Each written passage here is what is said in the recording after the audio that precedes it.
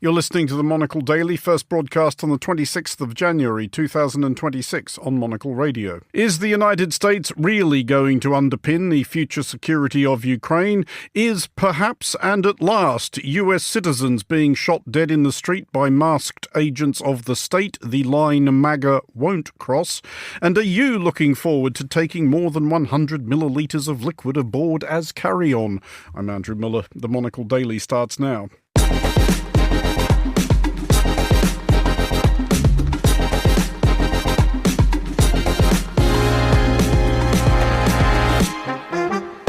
Hello and welcome to the Monocle Daily, coming to you from our studios here at Midori House in London. I'm Andrew Muller. My guests Elisabeth Braw and Tom Rivers will discuss the day's big stories, and we'll hear from former US State Department official Joel Wit about his new book chronicling America's failure to stop North Korea from getting the bomb. Stay tuned, all that and more coming up right here on the Monocle Daily.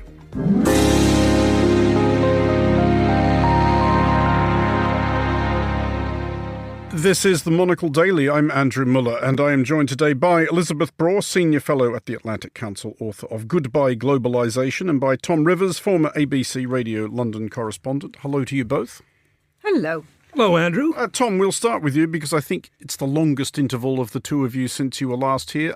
You were recently doing some old-school broadcasting from a ship. I love it, Andrew. You know, I did 39 years of UPI, NBC, CBS, and most of it ABC, and now I'm having fun.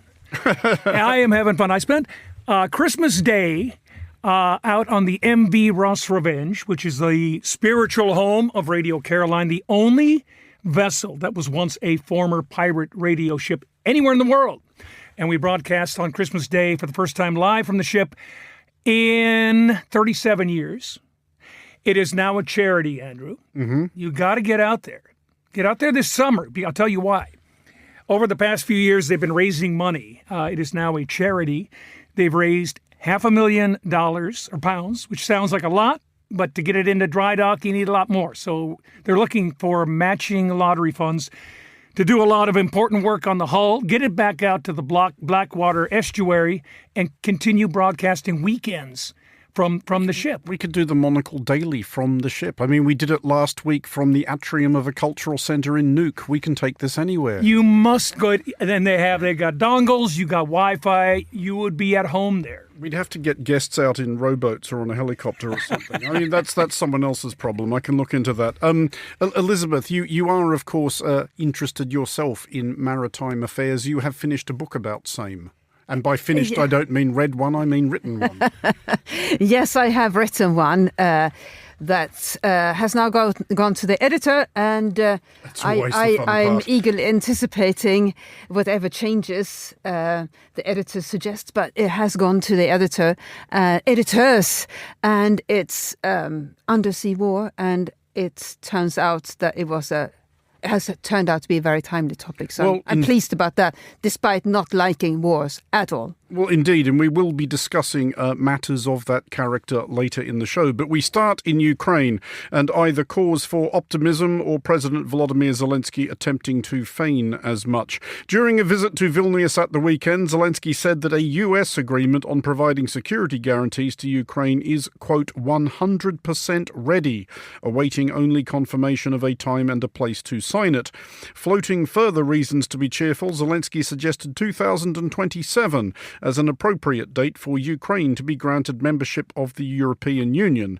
And that, to remind everyone, is next year. Tom, first of all, this follows these negotiations in Abu Dhabi over the weekend, trilateral, i.e. Ukraine, Russia and the United States. Is Zelensky actually serious about all of this, do you think, or is he trying to nudge things along? I think he's running out of road. This thing has its own, if you will, tempo, its own rhythm. You think back to, as an American, the Paris peace talks. They eventually end up around a table, and I think we are at that point right here, right now with Zelensky.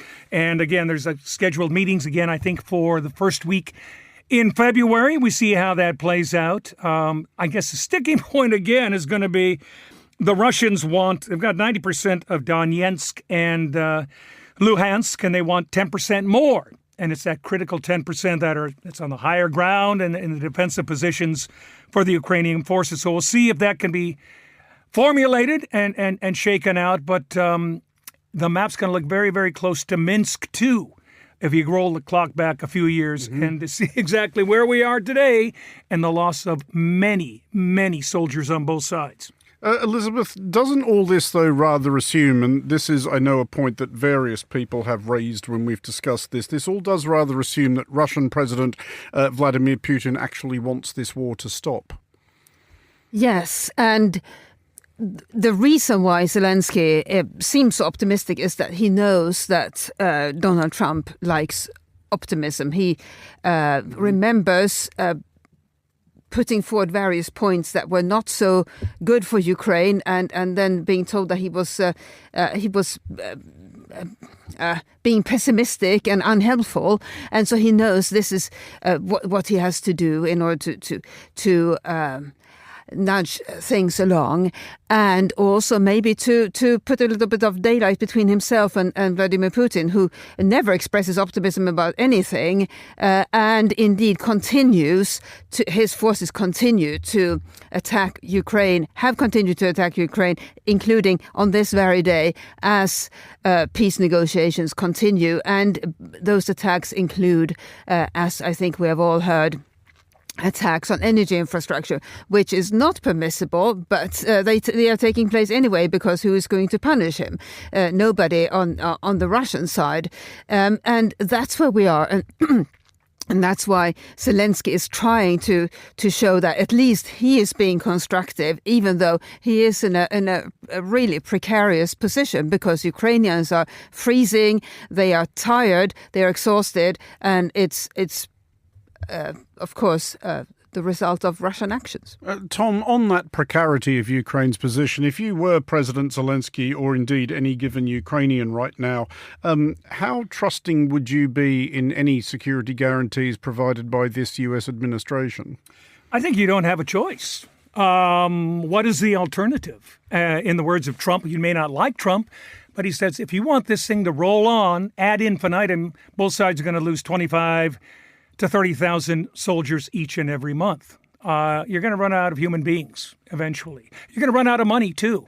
Look at Europe. Look at the precarious situation of some of the governments in the UK, in Germany, in France, floating in a sea of red ink. But Starmer seems to think he can throw £3 billion each and every year for the next 100 years into Kyiv. It's not going to happen. Zelensky still, however, Elisabeth, holding the line on saying that Ukraine's territorial integrity must be respected, which I suppose is what he has to say, because that's what they've been fighting for nearly 4 years now. But his choice of words there is interesting, because when he says Ukraine's territorial integrity must be respected, that doesn't necessarily mean we absolutely insist on having it all back now, does it? It does not. And I think what he may have in mind, trying to read into his mind, but what he may have in mind is something like a frozen conflict where both sides agree to disagree. And that may be the best that Ukraine can get at the moment. But the challenge in these peace negotiations is that they are taking place even as war is being waged at the same time. Ordinarily, what happens is, as you know, Andrew, because you've covered many conflicts, what ordinarily happens is first you have a ceasefire, and during that ceasefire, peace talks are negotiated so that one side can't continue attacking the other side, even as they're trying to agree on terms of that peace. And that's why these peace negotiations are so paradoxical, difficult, complicated, and frankly, depressing to watch if you're somebody who hopes that the victim won't be even more victimized, which is what's happening at the moment. Well, to the United States now, where in the days since Minneapolis nurse Alex Pretty was shot dead in the street by masked Border Patrol agents, many high-profile conservatives who were once absolutely fundamentalist defenders of the right to bear arms are having a rethink. Though Pretty was carrying a pistol and was licensed to do so, it turns out that the Second Amendment of the US Constitution doesn't apply to liberals standing up to oppressive state machinery, much as American conservatives forever claim that they are, or one day might. However, at least a few Republicans have apprehended that the optics of Pretty's death are difficult to spin, however gamely some are trying. In the last couple of hours, Chris Madell, who was seeking the Republican nomination for governor of Minnesota, has withdrawn his bid. Tom, this development is all the more interesting given that Madell was also representing literally the ICE agent who killed Renee Good. His statement is, "I cannot support the National Republican stated retribution on the citizens of our state, nor can I count myself a member of a party that would do so." Is something shifting? Well, I think it is. The optics are such, and there are a number, about a half dozen now, Republicans, senators that are saying, look, this is not looking good on anybody's party watch. I was looking at a recent poll before Saturday. We haven't had one after. 56% of American voters nationally do not like the way ICE is enforcing its pressure in Minneapolis right now, even though the bottom line is to, the difficulty of not having the state and federal working together vis-a-vis, let's look at Florida, where they are doing that. They've been dealing with about 40,000 individuals that are now being deported. In Minnesota, a lot of those individuals, before they could be questioned, if they were in custody, they are released. ICE has to go out and look at addresses, knock on doors. Difficult, tough job. I'm from Minneapolis. I know that, and it's something that really is difficult. So we're going to see what happens. The bottom line is, we were talking, Liz, earlier before the show, is the ongoing fraud investigation, which is going to take months to take place. But it looks like there were fingers in a lot of pies. Let's put it that way. That's a separate issue to the fact that you have these unaccountable people in masks shooting American citizens in the street. Yes, exactly. And we get into the nitty-gritty of that, and the fact that a 9mm semi-automatic handgun was there, and you can have concealed weapons. In Minnesota, you cannot interfere, though, in a police operation. If you are armed, you cannot go into a bank with a gun and try to rob it, because that is committing a felony. So yes, there are gradations of the law which have to come to the fore. He didn't have the gun on him when he was shot. That does seem beyond dispute. Elisabeth, is it significant, though, that some of the voices that have spoken up against this from the Republican side, including Governor Phil Scott of Vermont, Marjorie Taylor Greene, extraordinarily, Senator Tom Tillis, even the National Rifle Association have stated that they are not terribly happy about this? It is extraordinary to see these Republicans of various belonging to different parts of the Republican Party. MTG is obviously a dyed-in-the-wool MAGA Republican, now having left Congress, but she belongs to that crowd. Somebody like Tom Tillis, a bit more of a centrist. Also, most recently, Mike Pence, the former vice president, has also spoken out. So that suggests that they think this has gone too... It not only suggests, they clearly think this has gone too far. And nobody could contest the notion that this has gone too far. If you consider what sort of news is coming out of the US at the moment, you see somebody being shot by masked agents, and you wonder what's going on in America. These people realize it's not a good look. Well, but people can justify it and are justifying it. Tom, what is stopping somebody like Vice President J.D. Vance or Stephen Miller just from saying, this is absolutely terrible, it shouldn't happen, agents of the state should not be wearing masks, and that weird little guy Greg Bovino should not be strutting around dressed like an SS colonel?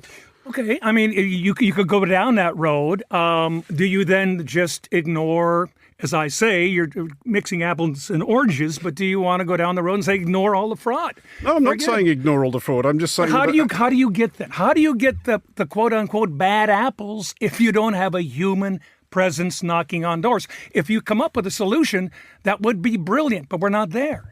Why are they wearing masks, though? Shouldn't they be accountable to the people, not the other way around? They again, that is something that maybe they should not be wearing the mask. I don't, the difficulty right now is you have the protesters that are harassing them. They're allowed to do that within reason. Within reason. But when you have, by some definition, incitement to create more disturbances by calling ICE Gestapo, then you're in a situation where let's up the political rhetorical ante, shall we? But you can't shoot people for calling names. No one is saying that. I think some people kind of are saying that. I can't. Well, there was a small minority. They probably fit in one van. I can't believe it. And one of the people in that van would be Greg Bovino, who was saying in the last couple of days, if you keep calling us names, there will be consequences. There will be consequences. But again, I don't think anybody, the vast majority of Americans, don't like this, but they want to know, how do you get to the problem in Minnesota? How do you get the corruption that may be a problem in Ohio? Something you'll be talking on months from now in California. How do you deal with it? How do you ferret this out? Well, in the last hour or so, Elisabeth, Donald Trump has posted quite appreciatively of Minnesota Governor Tim Walz. He said, quote, "We had a very good call and we seem to be on the same wavelength." This is altogether more conciliatory from Trump. Do you think he has sensed that something is shifting and this might be getting away from him? Yes, he is not ideological, I think we can all agree, and he has clearly noticed that a large chunk of the American public is horrified, and America's partners in the world, and indeed countries that are not America's partners, are horrified. And on top of that, major companies based in Minnesota have spoken out, and once this starts affecting business, I think that is also a data point that he pays attention to, because he clearly sold himself to the public on this notion of being businessman and improving Americans' lives. Well, if Minnesota-based major businesses are saying this is not good, then one would think that he would pay attention, and that seems to be the case. It is extraordinary that he's having this conversation with Tim Walz now, rather than, let's say, before this entire operation was rolled out. Imagine if they had coordinated, it would never have come to this, but it has come to this. America's reputation is in tatters around the world, and it's to the detriment of all the wonderful Americans we know, and there is one here in the studio, but to the detriment of the reputation of the United States, which is the home of so many kind, generous, and so on people. Teach you a new phrase, coming from Minnesota. There's a concept known as Minnesota nice. You heard this? Yes. All Scandinavian backgrounds, and I've been to Minneapolis and indeed St. Paul. I'm familiar with it. And it's very much so. You kind of, you turn the other cheek, and you are very, very, if you will, understanding of other people until you do something really nasty to them, and then they turn and they say enough is enough. And that's where a lot of Americans, a lot of Minnesotans are right now. Enough is enough. They want this solved. They don't want people shot in the streets, but they do want the actions of a number of individuals in the state apparatus of Minnesota to be investigated, to be dealt with. We do not want almost 1,000 whistleblowers to be discounted in the Minnesota Human Services Department. They're very slow to burn, these Scandinavians of that lineage. But boy, you don't want to cross them, because they get very, very angry, and the Viking comes out of them very, very quickly. Well, to Finland now, which is taking steps to address the security of undersea cables in the Baltic. Said cables, which convey electricity and information between the countries of the region, are a favourite target of Russia's so-called shadow fleet. Off-books tankers which can transport sanctioned oil and which can also, every so often, completely accidentally drag their anchors along the seabed on which the cables lie. On New Year's Eve, for example, the Finnish Coast Guard boarded a ship sailing from St. Petersburg after a telecoms cable was damaged. Russia, as usual, denies everything. Finland now proposes to establish a maritime surveillance centre with other Baltic Sea states and the European Commission. Elisabeth, are you frantically having to tap out an extra chapter to cover this? I wish I could say that I predicted it, but this is just the latest step that the countries in the Baltic Sea region are taking. They have been so impressive since this saga of accidentally cut cables and pipelines began, but now almost 4 years ago, actually around 3 years ago. And they have tried to think of various ways in which they can patrol the cables and pipelines better to get a complete picture of what's going on. And they work together in so many different ways. And now the Finns have thought up yet another way. This is how friends work together. They think pragmatically about what they can do, and then they do it. And it's interesting that all these countries, all the Baltic Sea countries minus Russia, which is a Baltic Sea country through Kaliningrad, all these countries are members of NATO, but they didn't go to NATO. They said, well, what can we do amongst ourselves in our little group to make sure that we better protect the cables? And I don't think it's going to make a massive difference, because it always comes down to what are you going to do if you see a vessel that is behaving suspiciously. Are you going to detain it even though it's outside your territorial waters? But it is a sign of how good it is to have Finland as part of the NATO family of nations, and also the other countries, of course, and a sign of how being pragmatic gets results pretty quickly, very quickly. Tom, having acknowledged Russia's denial that they're doing this, Russia is totally doing this, aren't they? We saw, if we could go back maybe a month, maybe 6 weeks, we had some quote-unquote suspicious Russian cargo vessels in international waters, but very close to British waters. And again, some suspicion had been laid upon what their duty might potentially be if push came to shove. I find it fascinating. I had to look this up. I knew it was very high. But if you want to create havoc, and if you are in a heavy geopolitical conflict, data transmissions internationally, we all think, well, it's all satellite these days, isn't it? It's not. It is not. It's about 5% satellite. It's 95% under the water. Mm-hmm. So if you want to create all kinds of havoc, you start digging up, or in the case of somebody dealt with Nord Stream 2, if you want to deal with it, you go down and you deal with it, and you can create a heck of a lot of problems for not a whole heck of a lot of bang. Elisabeth, in the sort of the naval warfare circles that you've been moving in, has there been any conversation to the effect that actually Russia's shadow fleet has been treated with a somewhat light touch? I mean, we've seen a few boarded and a few impounded and a few corralled, but what we haven't actually seen is any threat along the lines of, if you don't stop doing this, we will start sending them to the bottom. So what happens almost every single day, and especially on days when a shadow vessel causes some kind of trouble, is that citizens in our countries say, and commentators and people who maybe haven't read the United Nations Convention on the Law of the Sea suggest that, our authorities should board this vessel, they should sink this vessel, they should arrest the crew, and so forth. That is not allowed under UNCLOS. UNCLOS gives coastal states very specific rights, and their rights are limited to their territorial waters. Outside the territorial waters, they have very limited rights. So what our governments are doing is being nice, law-abiding governments, while other governments and entities violate UNCLOS with I don't want to say with joy, but certainly with enthusiasm, with energy.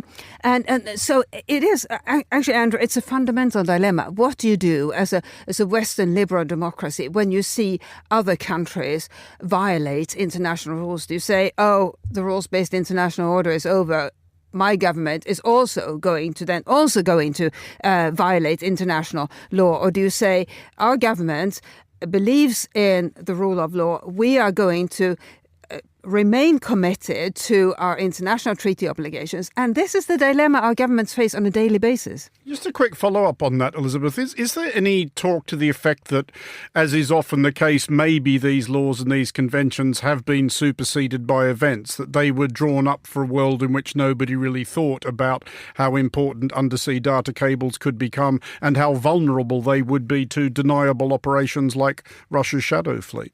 So UNCLOS was signed in 82 and came into force in 94. So cables were and pipelines were very much part of daily life then. But the assumption was by all the countries that signed and adopted, ratified UNCLOS, that it was in everybody's interest that nobody harm these cables and pipelines because they are important to everybody on the planet. And by and large, they stuck to the promise. There weren't suspicious cable cuts. Or cuts of pipelines or damage to pipelines. And it wasn't because every country was virtuous, but it was the case that every country knew that if we do this, then the system may collapse. And now it seems to be the case that some countries in the world don't care whether the system collapses, or they think that Western countries will be nice and law-abiding and remain the guardians of the system, while these law-breaking governments get to continue breaking rules, and it is a daily dilemma.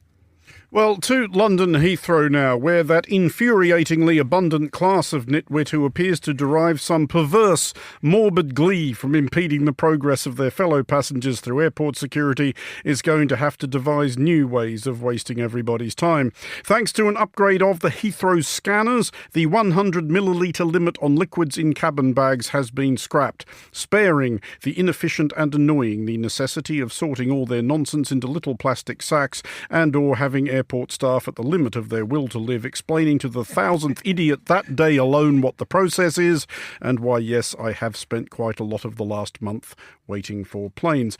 Tom, are you excited about this? Are you all excited to take items bigger than 100 millilitres on the plane? Yeah, exactly. You know, I traveled just recently, a couple of weeks ago, to Dublin, and I'm so used to the regulations. Maybe I could have brought in 2 liters of Guinness on the way home. Who knows? But there's these new scanners. They're called the CT, computed tomography scanners. Great. And they're 3D, and they say they're the bee's knees, and we can even your laptop. Now, how many times? No, we all travel a lot.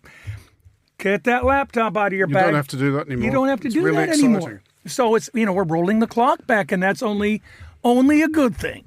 See, Elisabeth, regular listeners may be aware that I'm something of the fundamentalist on carry-on baggage. I think pretty much all of it should be outlawed. I think perhaps a small bag and a paperback book and check in everything else. Are you an insistent packager of items of 100 millilitres or more or less? I am, and I have this plastic bag permanently in my carry-on suitcase, and I refill it when I get home, and then I travel again. And it has become so instinctive that I take it out even when I travel to airports that installed the new scanners before Heathrow did, which are quite a few. I remember when they first arrived at Amsterdam, and I was told you don't need to take anything out of the bag, and I thought, ooh. But but we have to remember. I remember, and that I think exact phrase, woo. Woo.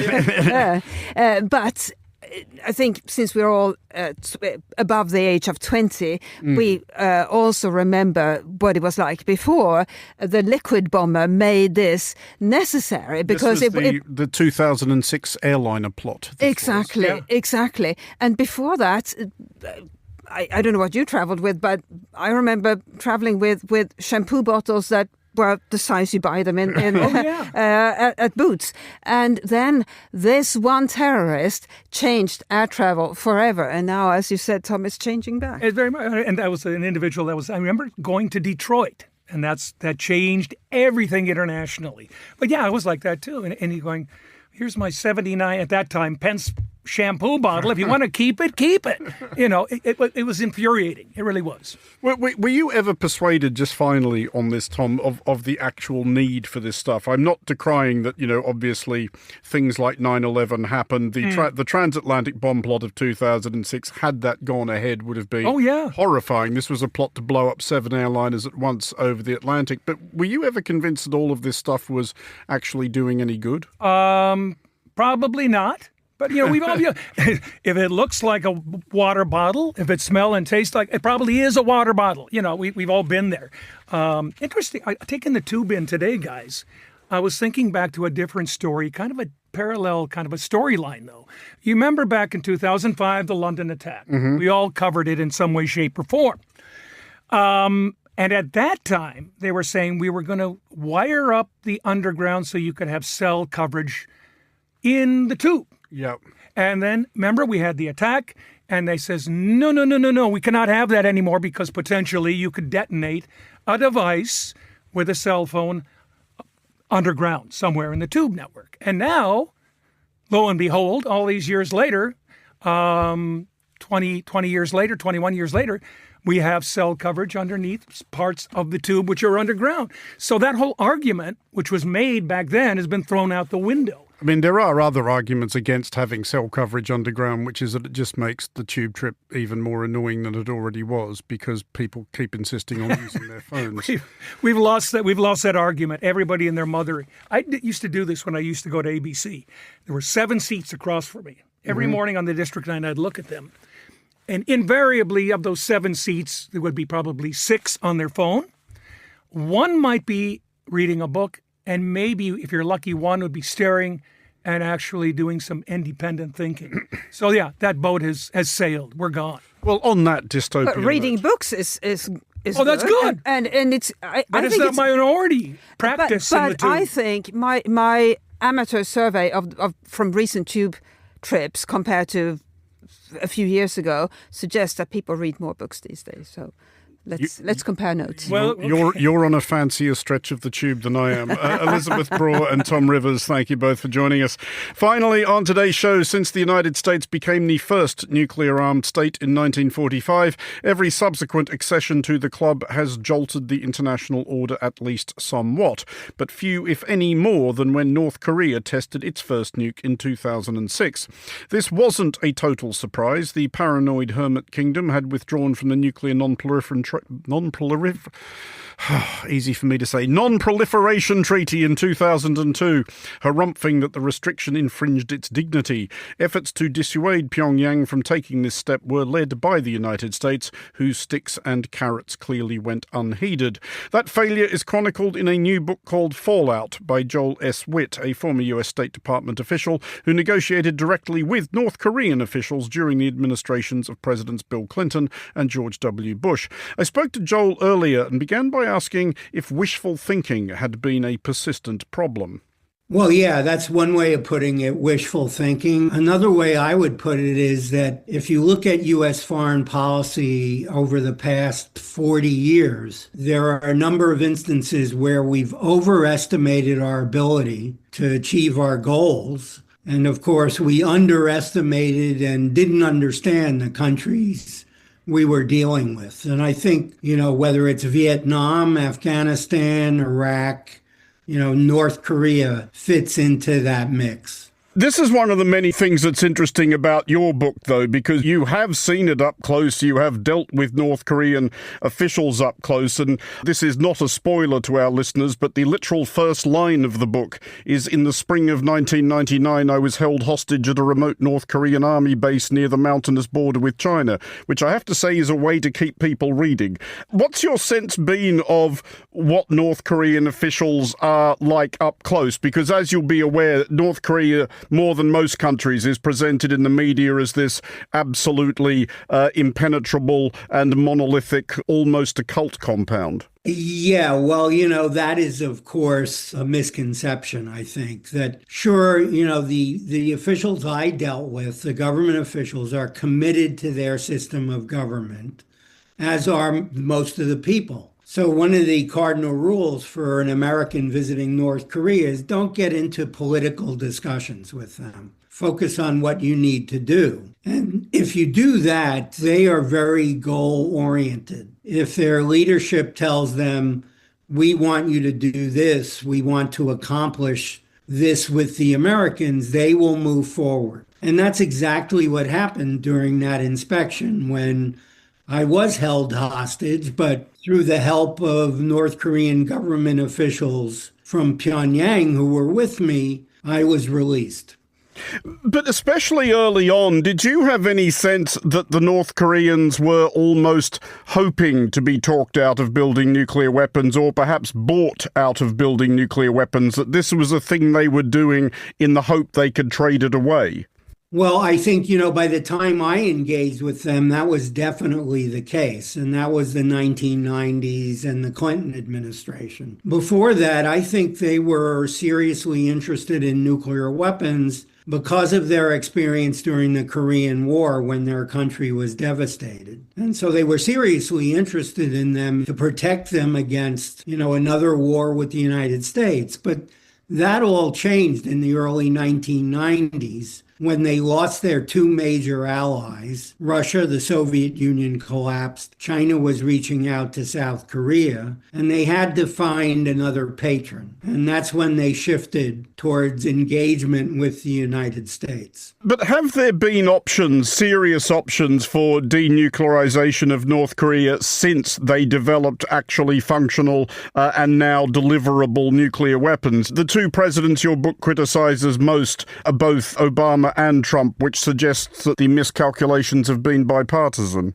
Well, yes, there have been serious opportunities. There are a whole bunch of them. The most serious opportunity was in the Hanoi summit, President Trump and Kim Jong-un in 2019. And that came very close to resolving every issue that had separated the United States since the 1990s, ranging from establishing diplomatic relations to starting negotiations for a peace treaty to replace the temporary armistice that ended the Korean War. And that was a very serious opportunity. But unfortunately, President Trump, being who he is, he didn't have patience to sit through the whole summit, and he left early. Do you still think, then, that there is an imaginable offer that the United States and other interested parties could make to North Korea now that would persuade North Korea to completely abandon its nuclear weapons? Well, this is, of course, an important question. And I think one of the important things I try to bring home to the reader in the book is that we had multiple opportunities for decades, but now there's no opportunity to achieve that objective because of our failure in the past. So what I would say is no, it is not possible anymore to convince North Korea to give up its nuclear arsenal. First, because the arsenal has grown so big because of our failure to stop it. But secondly, because North Korea isn't really interested in engagement with the United States anymore. It's more interested in its relationship with Russia and China. And as you know, neither one of them is a friend of the United States. So I think the opportunity to achieve denuclearization has passed us by. Is there any prospect you see that this may be one of those things that gets unraveled, as sometimes happens in human history, and I mean unraveled in a good way, by the confluence of just the right leadership on both sides happening to align at the same time? And I mean, I realize with the leadership we have, that's a long shot. One of the more eyebrow-arching revelations in your book is that President Trump, when he arrived in office in 2016, didn't fully understand that there were, in fact, two countries on the Korean Peninsula. Well, yes, of course, I can't predict the history. And sometimes when I give book talks, people say, well, what do you think it's going to be like 10 years from now? And, I can't predict the good scenario. I can predict the bad scenario. which is we're in the middle in Northeast Asia of an escalating arms race that may result in all the countries having nuclear weapons, not just North Korea, but South Korea and Japan. So that to me is the most likely scenario. But you're right. You know, the leaders could change in North Korea and the United States. They could decide, well, gee, it's more important to establish a better relationship. But at the end of the day, it's going to be very hard for North Korea to give up what is now a large nuclear arsenal. Much harder than when I was in government, when it was only working towards building a nuclear weapon. That was former US State Department official Joel S. Wit. His new book, Fallout, The Inside Story of America's Failure to Disarm North Korea, is out now. And that is all for this edition of the Monocle Daily. Thanks to our panellists today, Elisabeth Braw and Tom Rivers. Today's show was produced by Carlotta Rebello and researched by Annalise Maynard. Our sound engineer was Elliot Greenfield. I'm Andrew Muller here in London. The Daily returns at the same time tomorrow. Thanks for listening.